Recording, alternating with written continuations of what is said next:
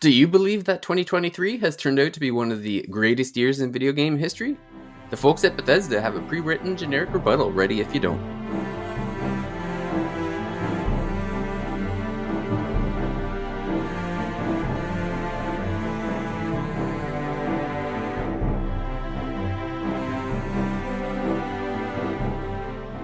Welcome to the night before Christmas edition of the Thirsty Mage, or the December 17th edition if you're a member of the Patreon or subscribed through Spotify.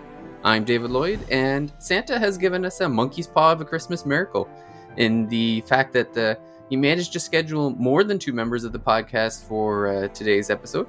Unfortunately, the monkey paw part is that he didn't figure out how to manipulate time zones for Paige, so unfortunately she can't be with us. And apparently hacked the alarm clock for Jordan.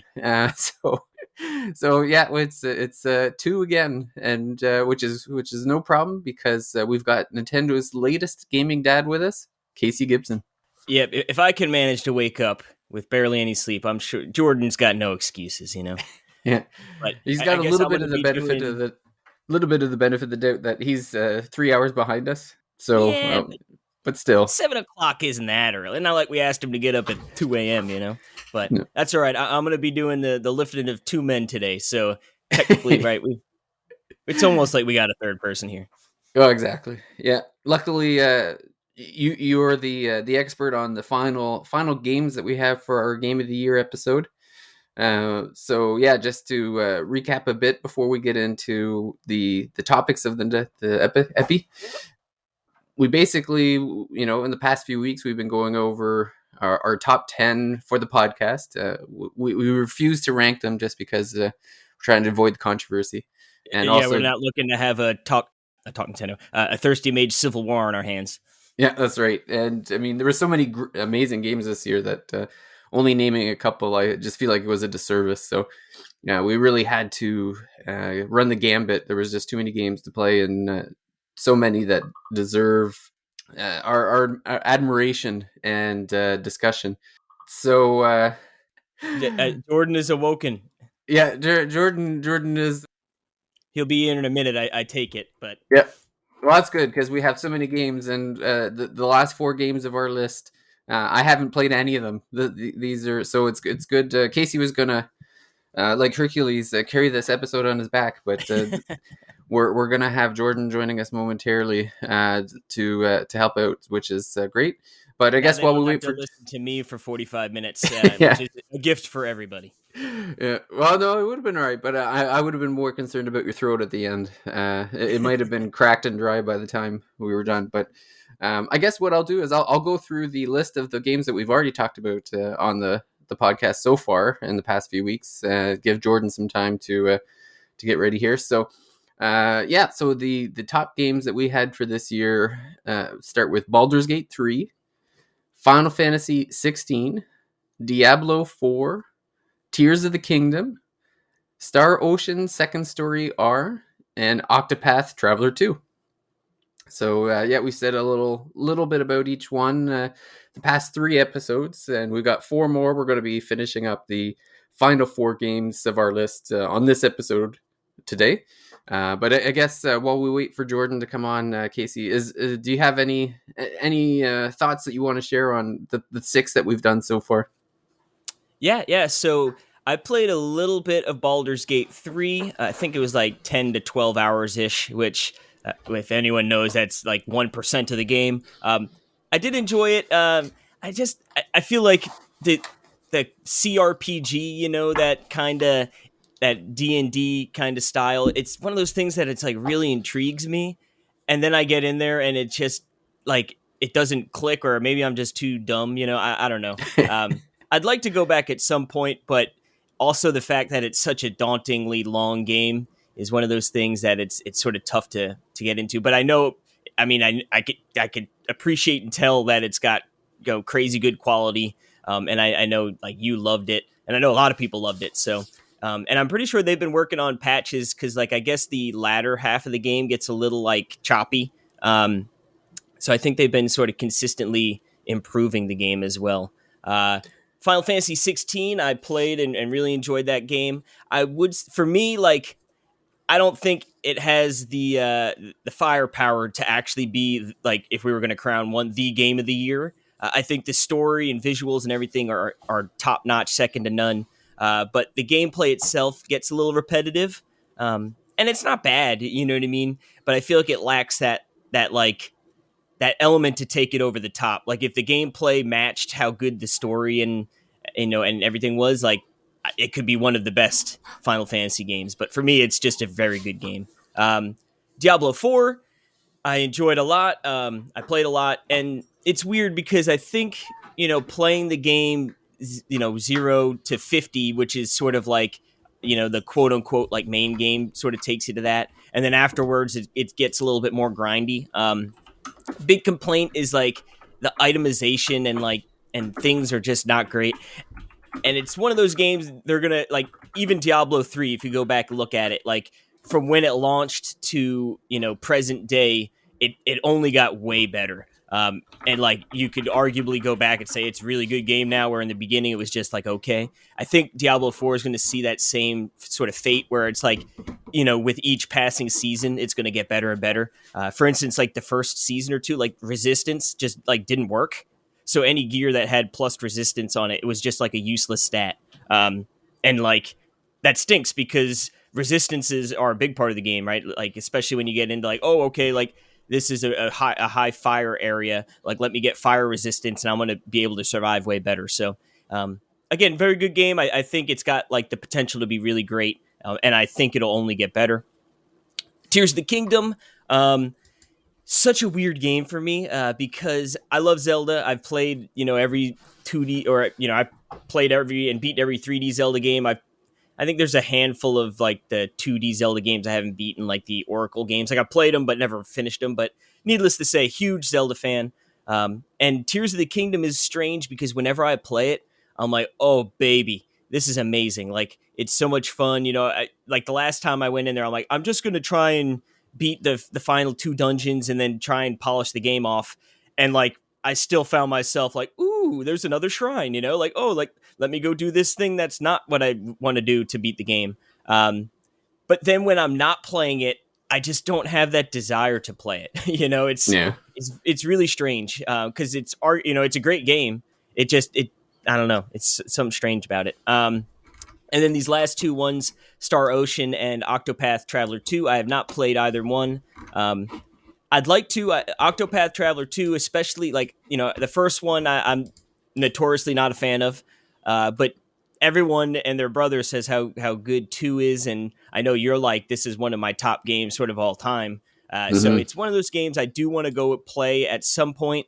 And at this point, I'll probably wait for a nice sale or maybe pick it up used when I get into a spot where it makes sense that I've got some time to play. And same with Star Ocean. I've never really played a Star Ocean game. They've always sort of been like intriguing to me. I've just never gotten around to do it. So, I don't like, I'd play Octopath before Star Ocean for sure. But one day I would like to maybe get into the old Star Ocean games. Yeah, for me, like with Baldur's Gate 3, I started off playing on my Steam Deck, which was using the console style controllers that uses like the radial for choosing things. Mm-hmm. And I switched over to the computer and never went back because it's funny, like with the CRPG, when you don't use the C, I feel like there's something that gets lost. Like it doesn't quite feel as nice. Like I guess some of the immersion is broken. Like it's just not as smooth, like especially with when you're in like a battle and you're like clicking through menus to get to moves and stuff, and it's just not as quick as like, oh, just I hit the 3 key or hit the, like it's just, it's not, you're just bombing through it.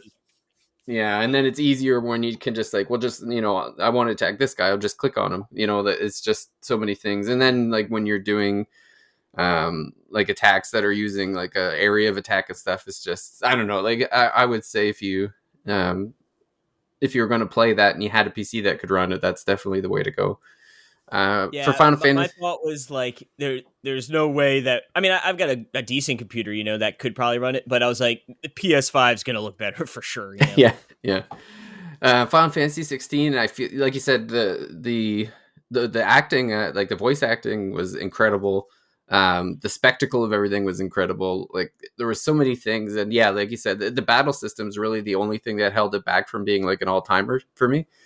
Because like you said, it just doesn't feel like you do get. There are improvements to, like, there's things that are added to your move sets as you go, but they're just not enough. Like the battle system at the beginning of the game doesn't change enough by the end that it feels stale by the end.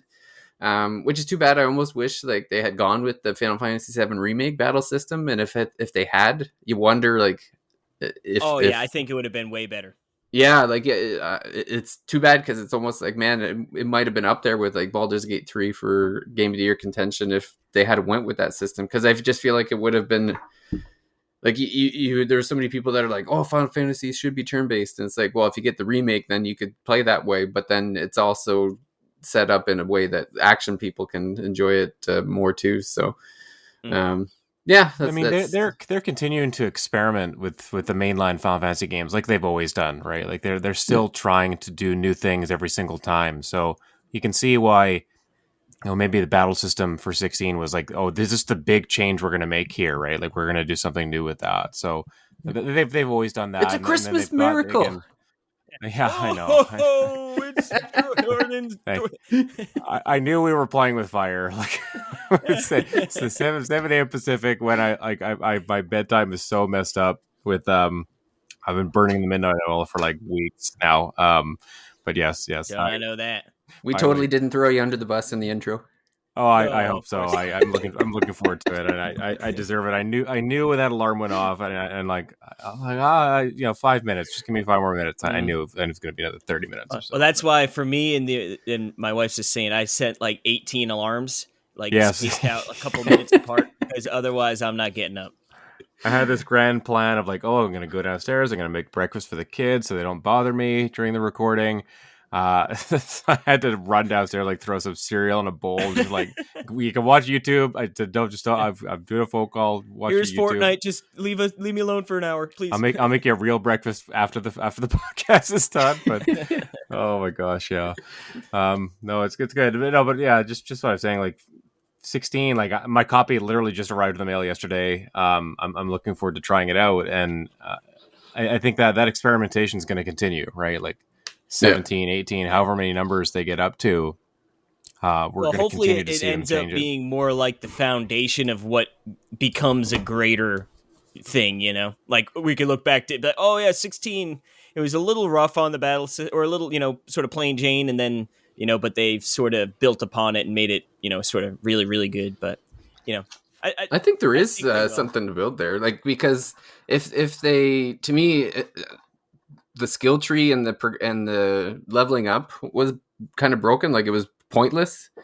So if they go back and they're like, okay, if we maybe hold back some of the different move sets or something, or make the leveling up or the progression better. Like I think what they were trying to do was just take away the need to grind.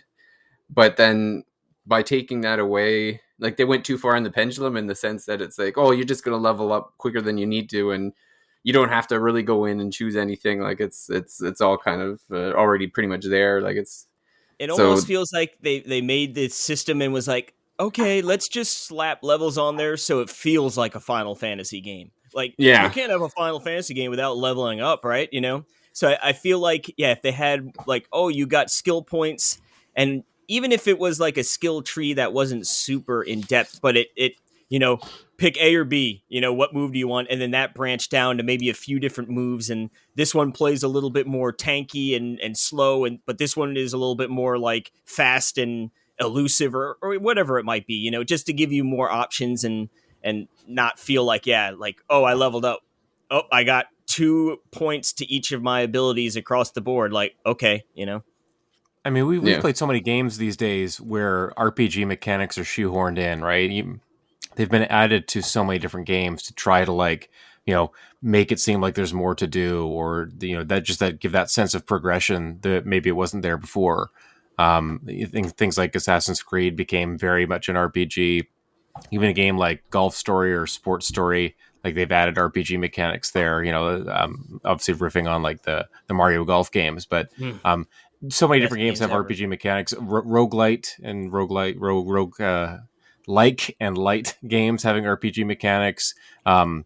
Maybe they reset, maybe they don't, but it's just something that's been added to so many different games, sports games too. You know, like the I don't know what I can't remember what they're called in 2K and the NFL games, but where you're kind of improving your characters or leveling up your the player that you invent. Oh, like Fantasy Rookie. Yeah, something like that, Yeah. right? Like where you're kind of building them up over a season or something like that, or multiple seasons. So many different games are doing that. So it's just funny to see a Final Fantasy game lose its way in terms of RPG mechanics, even though like you're one of the series that kind of originated them, you know. Yeah. So maybe with 17 we'll see like a hard swing back towards RPG mechanics. I don't know. I was gonna say I was reading on social media either yesterday or the day before something about one of the guys at Team Asano who worked on Octopath. Something about them kind of stepping up production of games, like coming out with more games more regularly. And so Good. maybe you have people. No, exactly. But I think you have people at Square like recognizing again, or more so, that need for traditional RPGs, you know, turn-based combat, things like that, in response to things like FF16 or the positive response to games like Octopath and Triangle Strategy. Well, I'm really hoping for a Triangle Strategy too. So. Oh god, yeah, let's go. That would be so good. Yeah. Or another one like, I need to get back to. That'd actually be a good baby game. That's a really good would, baby yeah. game. Yeah, it's perfect. And they added new content in a patch. I still haven't even tried that. Like there's extra levels, I think, at the end at the end of the game or something like that. So I might have to go back to it then because I'm kind of starting to miss it. I'm kind of hoping I want like a 2024 Triangle Strategy too. Like hopefully it's like a new story, but I want them to keep like the mechanics and the kind of premise and maybe just build on it or something, you know. Yeah, I'm not sure if it's like an epilogue or if it's like extra challenge missions or something like that, but I hadn't even filled out all the branching paths and kind of gotten all the different endings and stuff like that. So I'd love to go back, and that was a good reason to. That kind of just flew under the radar. I wish they'd played that up a little bit more, but yeah, good game. Yeah. All right. Well, we got 4 games left on our Game of the Year top 10. So yeah, we talked about the 6 that we've talked about in the previous 3 episodes, and unfortunately, I won't be contributing too much to the final 4 because I haven't played any of them. But I'm very curious to hear you guys talk about them. And why don't we start off with the game that both of you, I think, just recently finished, Super Mario RPG. Ooh-wee. You want to start, Jordan, or you want me to jump in here? I guess I should start, or I'm going to fall back asleep again. So it's funny. Casey's supposed to be the tired one, not me. But yeah, Super Mario RPG, just a kind of a delightful but very light remake. There's not a ton that has changed. There's no like monumental changes to this game. If you've played the original, you're going to be very, very familiar with this one. They've kind of just tinkered with it a slight bit. The visuals and the music are probably the 2 things that have changed the most here. And even those are just very, very reminiscent of the original game as well. It's funny to see such a light hand be taken to a remake, I think, because I think there are a lot of other games where there's a feeling like, oh, we have to change everything. We have to make it for a new audience. The people who are going to play this game, they're completely different, you know. But this one feels almost more like an homage than just a kind of complete revamping of what was there before. This is the developers on this game. I think it's Team Piazza or something like that. Art Piazza. Art Piazza, yeah. So I want to say team because of Team Asano. Art Piazza, like they're not a team that has kind of been given the reins or given the keys to the kingdom yet. You know, they're ones that they've worked on remakes, like Dragon Quest games. Can't remember what else was in there, but they've been working with Square Enix for a while now, but not kind of doing their own thing necessarily. Like they have been just kind of making things look a little bit better, maybe play a little bit better, and that's what happened. That's what's happening here with their first kind of more Nintendo owned property, I suppose, as opposed to a wholly Square Enix one. But honestly, I kind of like that. I kind of, as someone who was very fond of the original game, I think the lightheadedness of this one, the fact that it is a little bit more of a closer to a remaster than a remake of a game that's just beloved for me, a huge part of my childhood. I kind of dug that, and I know that people have had a problem with the length of the game. It's not a long RPG. It's on the shorter end for sure. But in a sea of 30 to 40, 50-hour RPGs, having a solid kind of 8 to 12-hour one now and again, not a bad thing in my mind. Case, what are you thinking about this one? Oh yeah. So, I mean, the original game was only, I think, about 15 hours, give or take. So they've done some things to make this quicker. I didn't personally, I haven't played the original in a hot minute, but I know Neil plays, I think, almost like annually. Yeah, so he had mentioned that one of his favorites. Just getting in and out of battles was quicker, like the load times and everything. So like that right there is going to cut down, that a little bit over the course of the entire game, right? You're doing quite a few battles. So even if you're saving, 5 seconds or even a couple seconds each battle, that's going to add up. And then they've added a few things like the AoE damage, right? So if you get like a perfect hit with, not every weapon, but a lot of weapons, if you get like a perfect timed hit, it'll sort of hit your main enemy and then do a little splash damage to the other enemies. So that increases, right? Just more damage going out. And then, of course, the triple attacks, which are brand new, you fill up your gauge, and then you can unleash sort of like a big heavy duty. And it's not always an attack. Sometimes it's like a big defensive cooldown, depending on who's in your party. So little things like that are going to sort of make it a more brisk adventure. But to me, I think it took, give or take, around 10-ish hours, maybe 10 to 11. There were times where I left the game on pause to just sort of chill because I had something to do. And then also it's just really good music. So I was like, I'm not even going to go to the home menu. And actually, I played with the SNES controller. Oh, that's a good call. I didn't even think about that. Yeah, well, it's funny. The last 2 games I've played, because my Pro controller sucks. It drifts so hard. So Wonder and RPG, I've been playing with the SNES controller. Unironically, the best Switch controller there is. Yeah, that's right. So it's a quick thing, but like to me, it was good because you never overstay your welcome in any one area. You're not like, oh man, like I just want to get out of this spot. And I'd say early on, you sort of blast through different areas. Like you get 4 or 5 stars pretty darn quick, it feels like, or maybe 4 stars. And then like the 5th and 6th one, or a little more in depth, like when you get to the sunken ship and everything, like that one takes a little bit more time. And that's actually my favorite part of the game. But I mean, I loved it. I think when you have a game that's so loved and like the original, right? You can go back and play the original right now, and like it's not like you're like, oh, this feels dated. Really. No, not at all. It holds up super well, and I think that's why they didn't do very much to this. Like they didn't need to do a lot to kind of make this like a 2023 playable game. Like the original is still very fun to go back to. Yeah, they just, like you said, they just beautified it, right? Yeah. And honestly, even the pixel art was still great, but like I like this. I call it like the old cutesy wootsy art style, like Link to the Past. Almost, yeah, that kind of almost not like claymation, but like it has that kind of look to it, that kind of smoothness to it. Yeah, no, I think, like you said, it's not clay, but that is like a good description of it. Yeah. But yeah, I think, why mess with perfection, right? Like it's such a good game, but they're just making it more, visually appealing. The music is really good, and you can switch back to the original music through any time.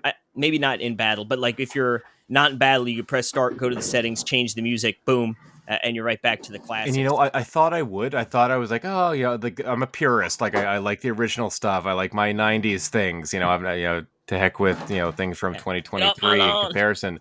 Like feeling like old man shaking a fist at the cloud here. No, at the Mallow.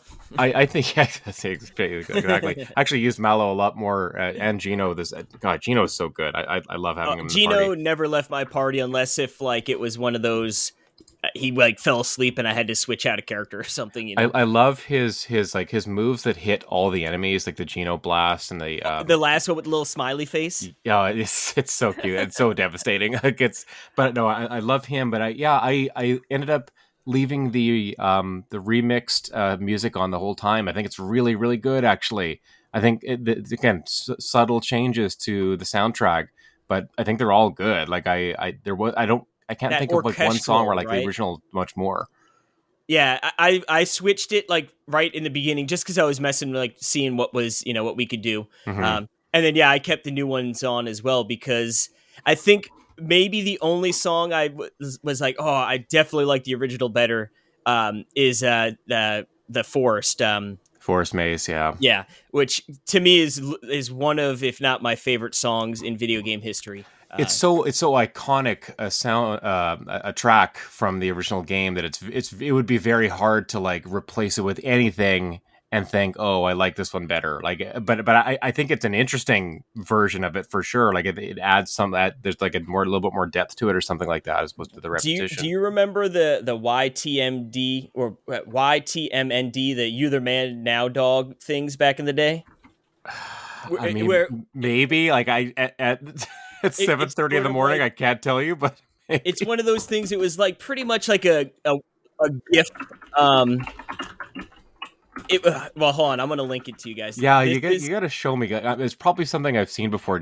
I can't draw it up. It's one of those things. Yeah, it was like a definitely a thing of like the 90s, early 2000s internet. But like there's like a song with that like Forest Maze, and like I hear that song all the time. Oh, I love that. It to you guys. But, this is just a soundtrack that I go back to constantly. Like if I find it somewhere, or it's like shared in like group chats that I'm in, just versions of this soundtrack that are done because it's such a timeless one for sure. Yeah. And then I for me, like I said, like honestly, a 10-hour game, like sure, I guess you could argue, right? I know people sort of argue the price point of like, oh, what's that, $6 an hour, blah blah blah blah.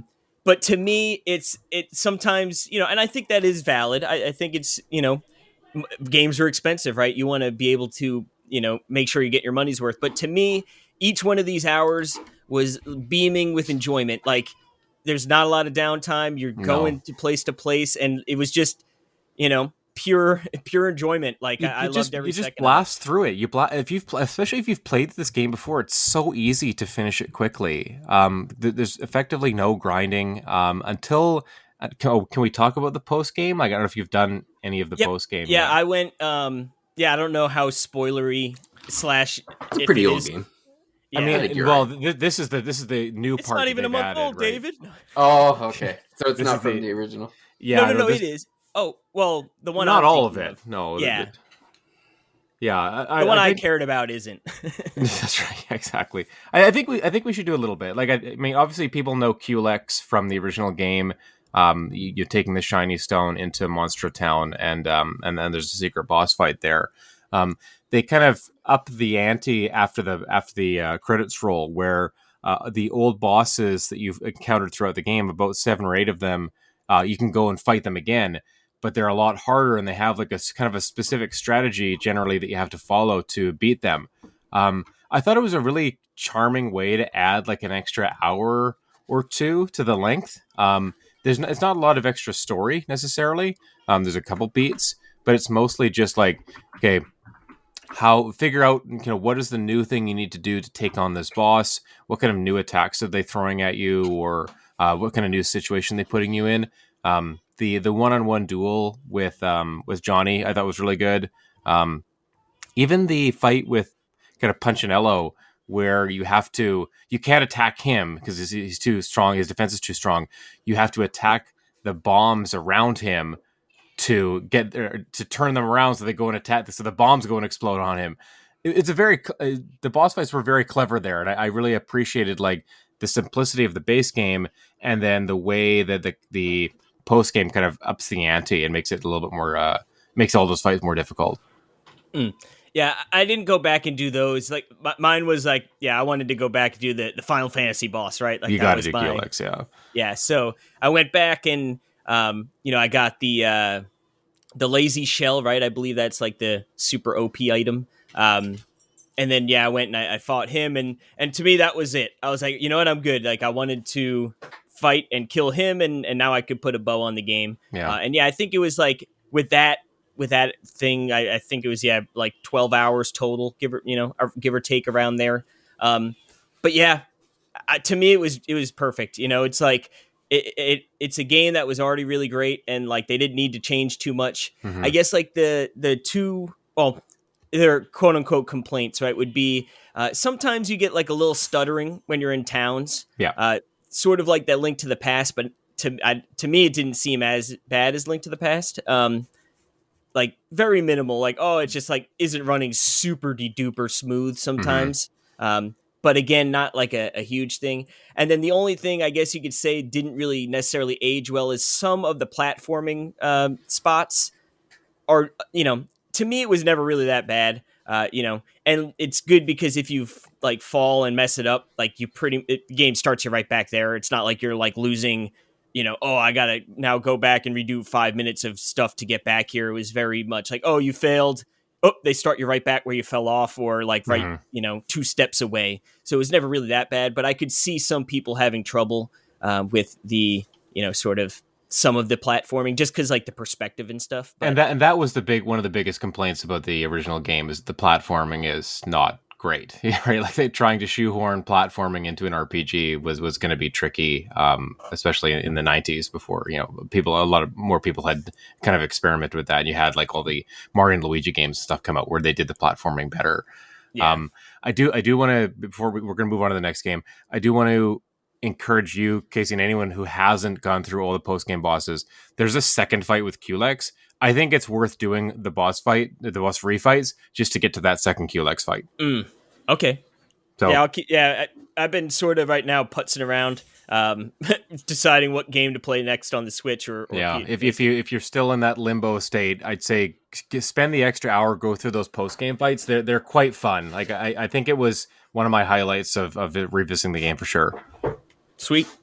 David, now you haven't talked in a minute. Is this enticing you to play this at all? Did you? I forget. You didn't play the original, or you? No, I've played the original. I wouldn't say, like, I'm not the time based stuff is always throwing me off. Like I'm not really a time based RPG fan, so it's not like too high on my list of top RPGs. And I didn't play it like back in the day, so there's no I don't have a nostalgia factor for it either. Like it was a couple years ago. I think I played it for the first time, so it was like, gotcha. It's fine. I mean, I might pick it up eventually. Or we're all entitled to our bad opinions. It's okay. Yeah, that's right. I almost wish like your first experience was with this remake. Actually, if you hadn't played it in the 90s, because like it is a lot more kind of streamlined with the way the combat works, and there's even more cues for the timed attacks and defenses now. Like just they make it easier to figure out how each weapon works. Basically, if you haven't built up your combo meter, a little kind of a little cue comes up for you, right? It tells you kind of when you need to hit the button to time it perfectly. So it is for those kind of new to the game, they kind of integrate people or get them into it a little bit more smoothly. Yeah, might have. I haven't put it on my Christmas list yet, but maybe. This might be the night before Christmas episode, but we're recording well in advance, so that's right. Yeah. There's still time to add it. It might be one to, obviously it's a Nintendo game, so it's not going to go on sale. No. or if it does, it's not going to be cheap. But, maybe you keep an eye on eBay or something. Maybe you find a used copy for, not a crazy price. Or I could see this one go on sale because there are certain Nintendo games that, not the ones that sell like 10 million plus, like, but the ones that sell like 3 to 5 million, like Link's Awakening, like that remake, like that does go on sale quite a bit. So I could see this one hit like, $40 or $50 at some point next year for sure. Yeah, I might watch for sells well, so we get more Paper Mario in the future. Yeah, I might It'd be nice if there's like a 25% off Boxing Day sale or something on a few of the Nintendo games, like you said, the sub 5 mil ones. So maybe, might be too early though. At the same time, probably a little early for this one, but maybe sometime next year, even before the Thousand Year Door remake comes out. Or it's like a summer sale or something, yeah. Oh, I can't wait for Thousand Year Door. I might give that another try. I might give it another try. Like, not to say I haven't beaten it before, but in that when we did the Dirty Mage kind of replay of the game, I didn't end up going all the way through it that second time. So I may do it with this one. We'll see. Yeah, I'm curious if they'll do like if it's going to just be a straight port, more or less, or up res or whatever you want to call it, or if it is going to be something where maybe they add some new I stuff. think it's going to be just like this. Actually, I think it's going to Yeah. be just Well, like Yeah. but this I is would the say I would template. argue, the things they like the triple attack and the gate, like those are not game changing, but they definitely mess with the flow of the normal game. So it'd be interesting if They're they would nice. like that. Yeah, I like them. I like those. I like the little additions they made here. No problem with them. I think they make a And the really good game visuals better. for all the triple attacks were so good. Yes, they're really good. Yeah. Any of the little cutscenes that were added to the game, the kind of the slightly animated ones, I love the way the characters look in them. Like they're so they look like kind of stuffed animals almost, like kind of plushies, and I love the kind of marshmallowy texture of them. It's another highlight for sure. All right, David, Cool. get us back on track here. Yep. Well, yeah, we gotta keep the train rolling here. We've got the final. I guess we got three games left that we haven't announced. Two of which we've actually done full episodes on, so we don't have to get into those we can too go much. through them a little quicker. Yeah. Yeah. So Super Mario Wonder, which we had an episode on just like 2 or 3 episodes ago. That's on our list. Real quick before we talk about anything else, when Jordan and I talked about Wonder, I had mentioned that was my favorite 2D Mario of all time. Yeah. And as we marinated a few weeks here, World is better. Yeah. I got to get on the record. Now, don't get me wrong, Wonder is still an incredible game, but I think World, like thinking back on it now a little bit more removed, I think World's still the top dog. The recency bias wore off. Yeah. Like I said, it's still awesome. Don't get me wrong. Wonder is really good, but like World is still it, I could see in the years to come, when various replays happen and a new 3D Mario game is on the horizon with whatever the second Switch the next Switch ends up being. I could see like Wonder kind of moving in and out of the top, not in and out of the top 3 or 4. Like I think it'll still be there, but like its position I think is fluid. I guess I don't know that it'll retake the top spot from World. But whether it's better than 3 or any of the new Super Mario games or whatever, I think that's definitely possible. Wonder is a game I've been thinking about a lot lately because I've been listening to some of the music and seeing some people talk about the game on social media as well. Maybe getting to it later or maybe jumping back into the game. It is a fantastic 2D Mario game, and it can't be overstated that like. There are a lot of 2D Mario games kind of that exist, and the fact that we hadn't had one in a long time that was such a breath of fresh air, kind of, I think, did really propel this one to critical stardom in 2023, and going to be a part of a lot of Game of the Year lists.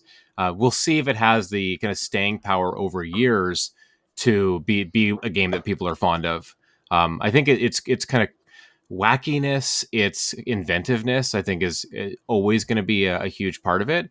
But whether they kind of build on it for the next one or do another kind of maybe a more traditional 2D Mario game with the sequel or follow up remains to be seen. I think the next game after Wonder is going to tell us more about how we feel about Wonder. That is what I'm trying to say. Yeah, is it a one and done, or is it going to be? Yeah, are we going to get something else in that, like continuing the Wonder weirdness? Yeah, that's kind of where I'm at with it. Is waiting to see what's next, and then how do they build off of Wonder? Was it a springboard or more of a departure and something they're not going to necessarily revisit? We'll see.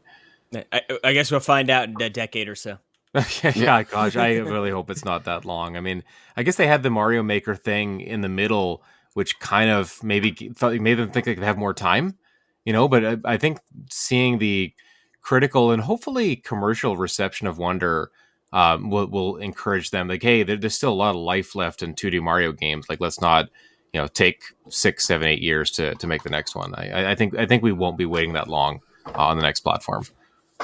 Oh, it shouldn't. It's like it's a 2D game. Like it shouldn't take as long as a 3D one. So you'd think they'd be able to get one every couple of years at the very least. But you could see the idea of maybe spending more of your resources and time for the 3D games that just seem to sell better, right? Like that's something that's a smart business decision. And you recognizing you have a 2D Mario audience and you have like a successful movie franchise of Mario games that are, and those people are going to want to play the 2D games as well. All of that seems to be coming full circle with them, or is something that's maybe going hand in hand, like whatever the second Mario movie. Maybe you do a 2D game the same year, and that becomes your cadence or something like that. I can see that happening. Yeah, that makes sense. Mm-hmm. It's going to be interesting if we see a new 2D Zelda game anytime soon. Because it's been a while, right? 2013 was Link Between Worlds. And, I mean, that's arguable. It wasn't necessarily a new game. It was kind of piggybacking off an existing. Yeah, a lot of reference material was used. Yeah. And I love that game. Like, as much as it kind of pays homage is no, it's like, it feels like a sequel. It feels like a sequel in the same world, almost like Tears does to Breath of the Wild. So does Link Between Worlds to Link to the Past. Both, I think, both excellent 2D games, and I would love to see another one as well. But is it going to be like a Zelda Wonder? Are they going to take the train off the rail? They take this off the spirit tracks here and see what comes up. You know, like I almost want them to experiment with the 2D game again. I love top-down Zeldas, and I'd love to see another one. I think the 3D ones are almost just too daunting for me at this point in my life. I want a tight, 8-hour 2D Zelda game. I would love to have another one of those in the near future. I really hope the 3D ones go back to the old formula, if you will. You know what I mean? I want a more linear, or however many really well thought out dungeons with clever puzzles, maybe revolving around an item or two. Like, give me the old game. I think it's going to be hard for them to go back. Yeah. It's going to be hard for them to go back after the success. Again, the Metacritic scores, the number of copies sold of Breath of the Wild. These are staggering numbers for the Zelda series. I mean, they're not a stranger to 90 plus Metacritic scores, but the kind of attach rate with the Switch and how many people have bought this game or bought into this new Zelda type of game, it's going to be hard for them to move away from that, I think. But we'll see. The way they move away from it might be the 2D games, just their existence, and maybe playing around a little bit with them a little bit more. One game I'm quite confident we're not going to see a sequel of in my lifetime is Pikmin 4. I hope that's not true. I hope that's not true. Would you look at what was it, like 13? Was it? Well, I don't even know how many years Wii U. I think it was 2014, maybe. Let's see. Wii U was 2013, so I just don't know where in that lifespan Pikmin 3, the original, game out. All right, so Pikmin. Oh, it was 2013. Oh my gosh, the same. So it was the same year as the Wii U came out, or so almost a decade. Yeah. I think it's more. Yeah. I think it's more just the fact that it was supposedly made so long ago and took Miyamoto said it's already done like 5 years ago. He was like, we're pretty much done, and that was so weird. What was just an odd, and maybe it chalk it up to like a translation mistake or something was lost in the translation of what he was saying. But and then you had the Hey Pikmin game on 3DS, which kind of complicated that whole conversation a little bit as well. Is that what he was talking about? Yeah. So it's 2001, then 2004, then 2013, and then 2023. So crazy amount of time between 2 and 3, and then 3 and 4, right? Like almost 20 years between 2 and 4, which is that's crazy to think, right? Yeah. Well, I tell you what, it might have been a long wait, but boy, was it worth it. 100%. Yeah. So we got a full episode on that one. That was a while ago because I guess we had it when it first came out. So anyone looking for some detailed convo on that one can head back to that episode. But the final game on our Pikmin 4, play it, everybody. Yeah. Quick plug for Pikmin 4. Please play that game. It's fantastic, even if you've never played the earlier games. And now that they're all available on Switch, there's no excuse to not try Pikmin of some form. My son is playing 3 he's playing a ton really, of that. really good too. Yeah, and the mission mode is awesome, like co-op. Like the co-op's kind of lacking Pikmin 4. So if you want to play with a partner, I'd say get Pikmin 3 or at least start there. But yeah, Pikmin 4 is wonderful. Please play that game. Pick up the demo if you haven't already. 3 has one of the most visually satisfying things of all time when those fruits get blended and then go into the little containers. Oh, yes. Like, I don't know what it is, but like even the drinking sound, like them kind of so glugging down satisfying. the juice, the daily juice. So it's good, really good, dude. Yeah. But seriously, 4 is. I mean, I don't want to tip my hand here for my personal game of the year, but let's just say it's the leader in the clubhouse. Yeah. I need to really think about it, but right now, yeah, it's so good. top 3 for me, top 5 for sure. Like I adore that game, and I basically completed it. So the final game on our top 10 of 2023 is a Casey pick, and I'm sure it's a pick of a lot of people out there. Resident Evil 4 Remake. Ooh-wee. Yes, this is really. I was talking to David before while we're waiting for Jordan to wake up. Thank you. We were.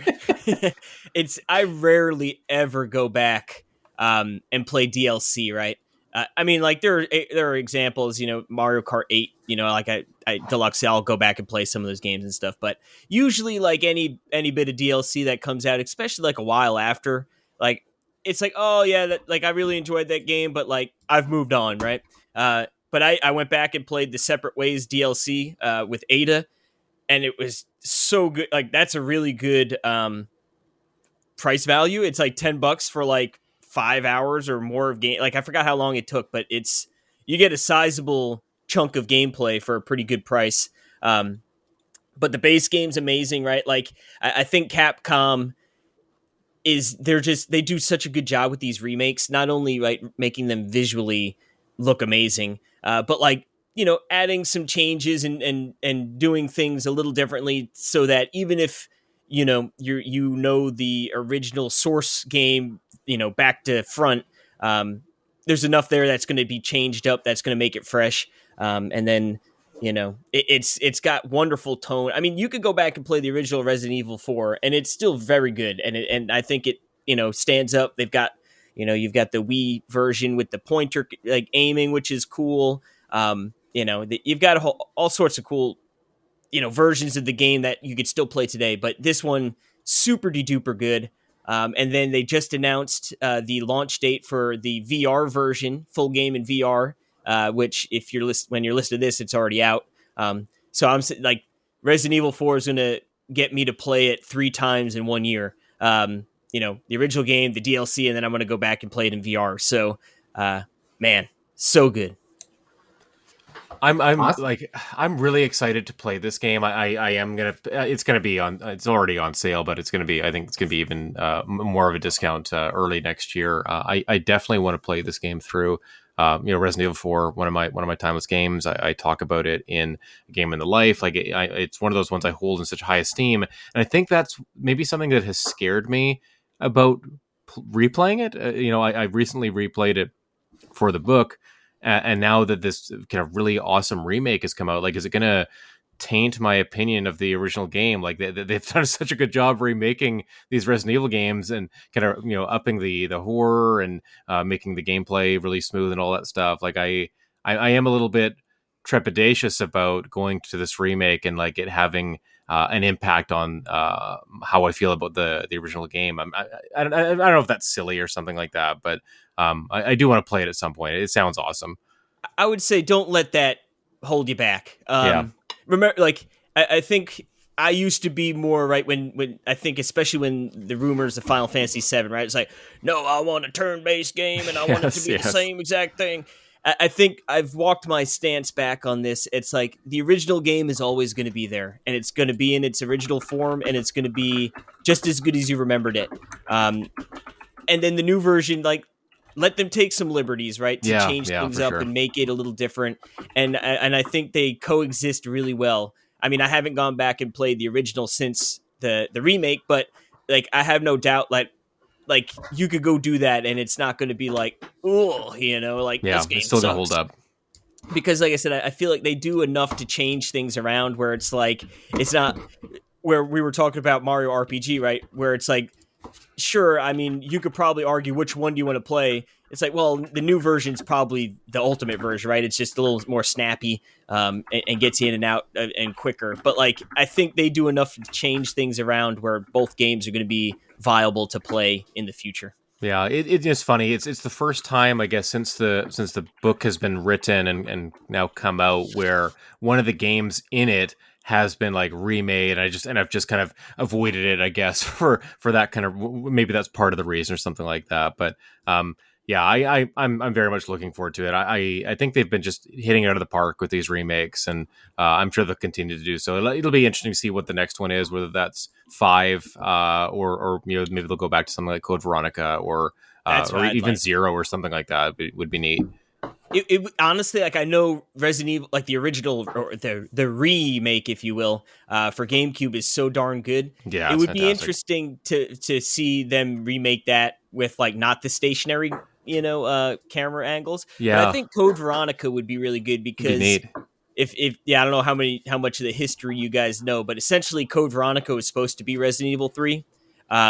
And Resident Evil 3 was supposed to be the spinoff, hence, like, Nemesis is just chase you down. But then I guess with the exclusivity deals, and Sony, like, they had to have the numbered versions, so they slapped 3 Nemesis. So they did, and then Code Veronica, I believe, is supposed to be more like supposed to be 3, and I've never played that one, so I would love that to be remade, but it's probably just going to be 5. Yeah, I've never played it either, and the funny thing about 5 is it's not a black sheep in the franchise, but I think it was a departure, right? Like, it was so heavy on the action, right? It kind of like took co-op too. Yeah, and the co-op too. What an interesting game. So yeah, it'll be. I think we're not. I think they've specifically said we're not getting a new one next year, if I'm not mistaken. So Resident Evil's probably going to might be taking a year off, which makes sense. I think that you want to. They've been pumping them out. You don't want to. Yeah, you don't want. I think Capcom's got other games they want to come out next year. Dragon's Dogma 2 being one of them. And maybe they're just shifting focus on, because now that the Ethan Winters story has come to a close with 8. It'll be interesting to see what the heck 9's going to be. Yeah, I mean, maybe they take a year off with the remakes, and then hit us hard in 2025 with 9 and a remake of 5 or Code Veronica, and just have a big Resident Evil kind of celebration type year. That'd be cool. They've been doing such a good job. Yeah, if we got to wait a year, 2 years, like, I'm confident that it's going to come out and just be a banger. Yeah, for sure. Like, what's funny is, like, these Resident Evil remakes, like, I appreciate them. I think they're really good. The little that I've played, I really enjoyed. I just haven't really been in the mood for a horror type game.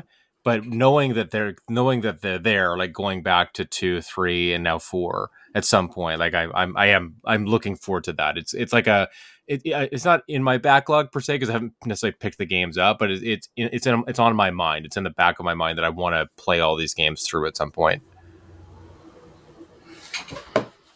Yeah, well, that brings us. I guess I'll recap the final final 10 list that we have, and then maybe we'll wrap up the episode with a few honorable mentions for each of us.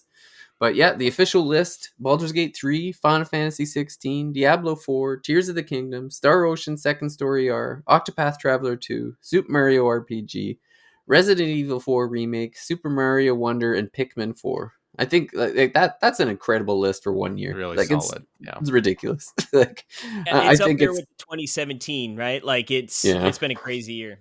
I think, like, in the years to come, this is going to be one of those years where people are going to look back and be like, remember how crazy 2023 was? Like, yeah, it's I believe it. Yeah, I mean, I think you'll see. We're gonna do some honorable mentions to wrap up here, and I think that you'll see, like, it's painful to leave games off of that top 10, because there are other fantastic games that we just either didn't get to, or there was maybe just among the people of the Thirsty Mage, there wasn't the same affinity for some of these games. But yeah, just an incredible year for games. Another one. You always feel like, okay, the next year's going to be a letdown because this one was so strong, but 2024 could be really, really good if we get a new console. Right, if the second Switch number 2 does come out, the Super Switch, whatever, if that comes out, we already know, the Yakuza Like a Dragon Infinite Wealth's coming out in January. Dragon's Rebirth could be really Rebirth good. in February. Oh my god! Like, there could be some Metaphors next year. really fantastic games, right? That's the Persona looking one, right? Yeah. SMT. So like, one, yeah. Square has a huge game coming out. Atlas has a huge game coming out. Sega has a huge game coming out. And if Nintendo's releasing the Switch, let's say it comes, Switch 2, so Nintendo's going to have stuff, probably a new 3D Mario Kart 9. Mario Kart 9, yeah. No. Mario Kart 8 Super Deluxe. Yeah, that's right. Yeah. Ultra Deluxe, yeah. Imagine they just re-release all their Switch games, like the deluxe versions. Super Mario Kart Wonder, where you're like halfway through the stage, it just completely changed into something else. You transformed, yeah. Until we find out Switch 2 is not backwards compatible, and then that'll be the apocalypse where all the Nintendo fans around the world burn the world down. They burn it down, and then they begrudgingly buy every single Switch game. They still buy it, yeah. They get mad for like a minute, and they're like, "Oh, but look how good these games are! Look, it's Tears of the Kingdom HD 4K." Yeah. Right. 2D HD. Yeah, that would actually be sweet. That'd be really cool. Yeah. So I guess to get into some honorable mentions, so I'll start with mine. So Paranormal Sight was quite a huge surprise to me because, like, it's not often that you see Square Enix come out with a visual novel. So that was a pretty. I would call it a kind of like it's a visual novel, but it's like a sci-fi mystery game, I guess, to a certain degree. So that was very, very, very fun. Thirsty Suitors, which we just had the previous episode, was a interview with the developer. Terrific game. Game Pass. It's on Game Pass if anyone wants to play that one. But it's kind of, I guess it would be like a Yakuza, Persona, Super Mario RPG inspired game. And again, a solid 8 to 10 hours. Really, really terrific game. In Stars in Time, it's with a kind of an RPG that we'll be talking about. We have an interview with the developer coming up. We'll also be doing an episode on it after that, I guess, at some point. But this was kind of like the I saw someone call it the artsy Deathloop, which was kind of funny. Yeah, that's good. I enjoyed that. It's kind of like an RPG, almost kind of like an Undertale, but it's in the sense of where you're replaying the same day over and over again, and I think it's really well done. And then the last one for me, kind of looking at my high scores for the year, would be Crisis Core Reunion. I just think they did an amazing job remaking that game. It has its blemishes, but I think overall it was a fun experience. So those would be the 4 that I would add to the already incredible list of 2023 games that are worth playing. Yeah, no, for sure. So I've got 2 I want to throw on the list. One is Trails into Reverie. Again, an easy game to forget, given that there's a big lag between when that game came out in Japan, I think, and when we finally got it. And that happens with Falcon games. We're kind of used to that. But it flew under the radar. I think it was a summer release as well. I gave it like an 8.5 when I reviewed it. I think it's fantastic. I wish I'd had more time in 2023 to get into that game a little bit more. There's a lot of kind of extra kind of content and battles you can get into, but just didn't have time. So I do think I liked it more than I expected to. And it's funny to say that about a Trails game, but I think it is a really good one. It's kind of a celebration of the games that came before, especially the Cold Steel games. Sea of Stars, I have to mention here, obviously, it's only my second 10 out of 10 given. I've been listening to, they literally just put the soundtrack on Spotify and probably some other places as well. And just music is a really easy way to kind of be reminded of an experience, right? And so listening to the soundtrack again, just kind of remembering the moments associated with the different tracks, it's a massive soundtrack. Has been a really kind of nice way to spend the last 48 hours. I've been really getting into it, listening to it in the car and stuff like that. But Sea of Stars is excellent. It's a little bit more maybe on the simple side in terms of progression and combat and stuff like that. But I like the way that it kind of tells a heartwarming story. There's a lot of emotion to it. And it's deceptively not long, but there's a lot to it. There's after you first roll credits, and then you kind of get into the post game a little bit more. There's actually a lot of meat on that bone. So yeah, Sea of Stars, excellent. Really enjoyed it. One of my highlights, and it might be my game of the year this year still. After kind of going back and thinking about it again. Sweet. Yeah, I guess for me, some of my honorable mentions are specifically VR games, PSVR games, which is weird because like most of them have been out, but like the VR versions obviously are new as the system just came out this year. Gran Turismo 7 is insane. The full game in VR, you could go all the tracks, all the different cars, and just really cool. Sort of change. I mean, I always like racing games, but definitely changes it up to a level that just you can't get with a standard just on the TV. And I haven't even played with like a wheel and pedals, which I can only imagine makes it even far cooler. Then like Resident Evil 8 on VR is pretty insane as well.